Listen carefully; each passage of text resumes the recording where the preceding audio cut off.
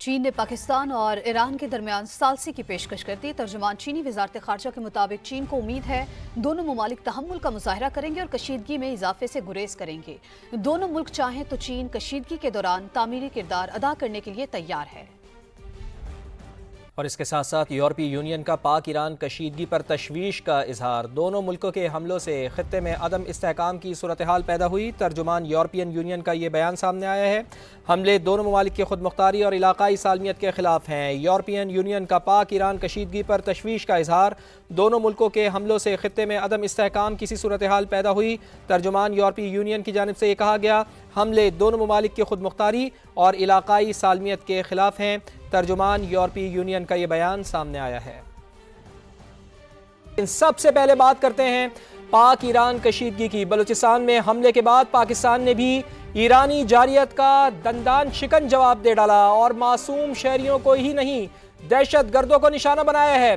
ان دہشت گردوں کو جو خود ایران کی شہریت بھی نہیں رکھتے تھے۔ ایران میں بی ایل اے اور بی ایل ایف کے یہ دہشت گرد بلوچستان میں حالیہ بزدلانہ کارروائیوں میں ملوث تھے۔ پاکستان نے دہشت گرد ٹھکانوں کو کامیابی سے نشانہ بنایا۔ آئی ایس پی آر نے واضح کر دیا، پاکستانی عوام کی مدد سے دشمنوں کو شکست فاش دیں گے۔ سمیرہ خان کی رپورٹ۔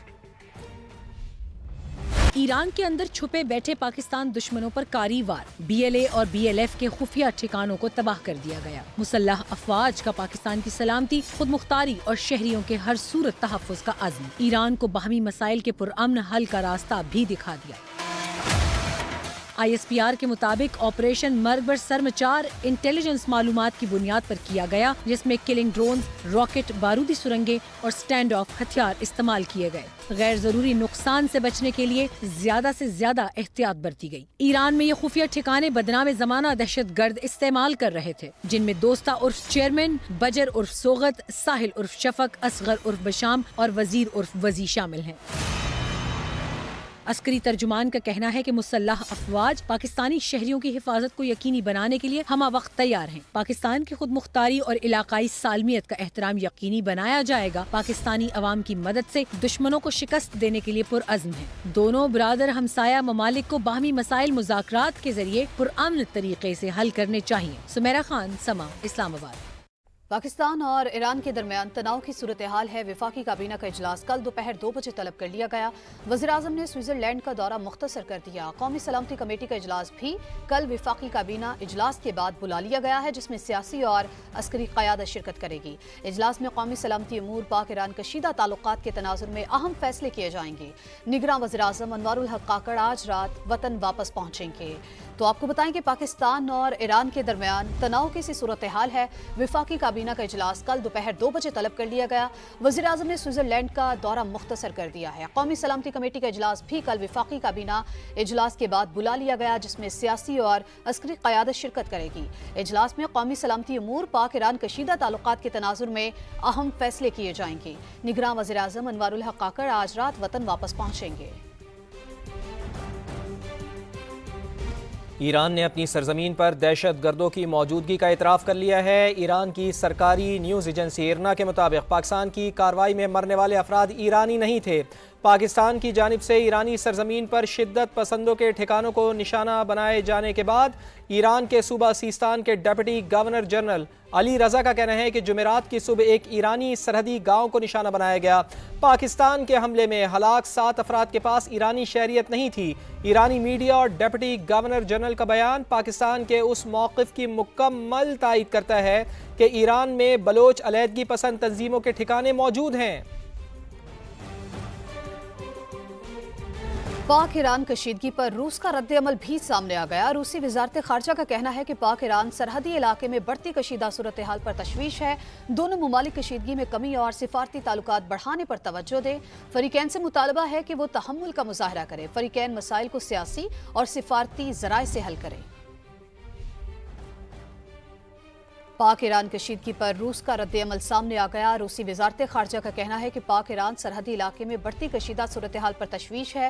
دونوں ممالک کشیدگی میں کمی اور سفارتی تعلقات بڑھانے پر توجہ دیں۔ فریقین سے مطالبہ ہے کہ وہ تحمل کا مظاہرہ کریں۔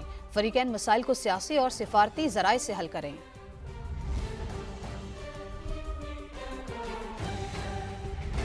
پاکستان نے واضح کر دیا ہے کہ ایران کی خود مختاری کا احترام کرتے ہیں۔ حالیہ حملہ صرف اپنے دفاع اور تحفظ کے لیے تھا۔ دفتر خارجہ کی ترجمان ممتاز زہرا بلوچ کہتی ہیں پاکستان ایران میں موجود دہشت گردوں کے حوالے سے بارہا سنگین خطرات کا اظہار کرتا ہے۔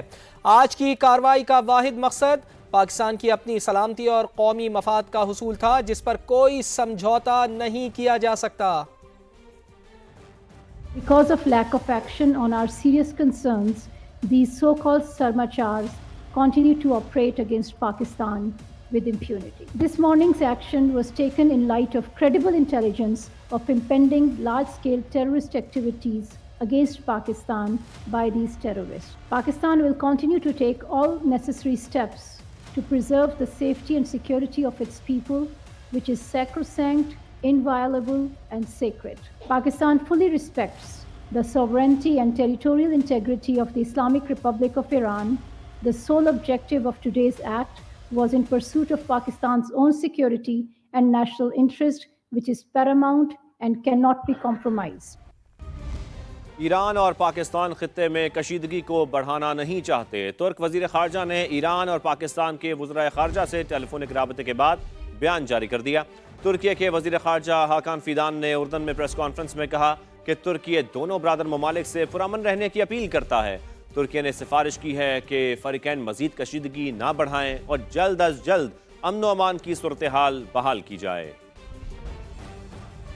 سابق وزیر خارجہ خواجہ آصف کا کہنا ہے کہ پاکستان نے ایران کے خلاف جوابی کارروائی کر کے اچھا کیا، لیکن ہمیں یاد رکھنا چاہیے کہ ایران نے 65 اور 71 کی جنگوں میں پاکستان کی مدد کی، کشمیر کے مسئلے پر ہمیشہ پاکستان کی حمایت کی، معاملات کو اس مقام تک نہ لے جائیں جہاں سے واپسی ممکن نہ ہو۔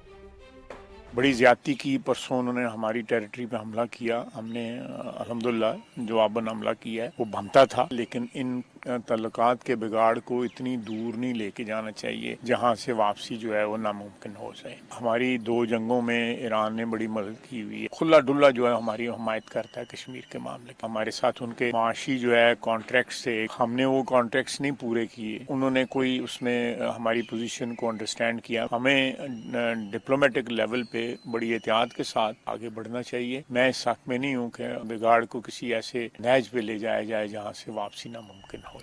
ایکس سروس مین سوسائٹی نے ایرانی کارروائی کو سفارتی خودکشی قرار دے دیا۔ لیفٹیننٹ جنرل ریٹائرڈ عبدالقیوم نے واضح کیا ہے کہ ایسا حملہ برداشت نہیں کیا جا سکتا۔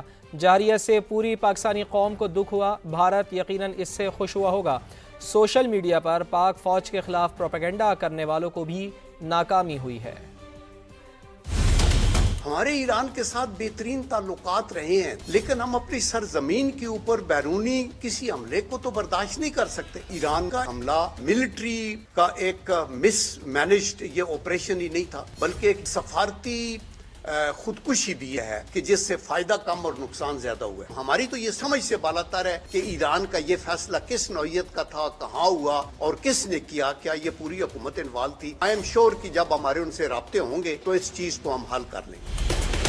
بہت سے ایسے لوگ جو سوشل میڈیا پہ جنہوں نے قسم کھائی ہوئی ہے کہ پاکستان کے خلاف کوئی چھوٹی سی بات بھی مل جائے اس کو ہم بہت بڑا بلو اپ کر کے فوج کو، پاکستان کو بحیثیت ملک بدنام کریں گے۔ اب ان کے دانت کھٹے ہو گئے ہیں جب 24 گھنٹے کے اندر ایک رسپانس ہوا۔ This thing should finish there. افواج پاکستان morale ہائی ہے، ہم اس کرائسس پہ بھی قابو پا لیں گے، انٹرنلی بھی اور ایکسٹرنلی بھی۔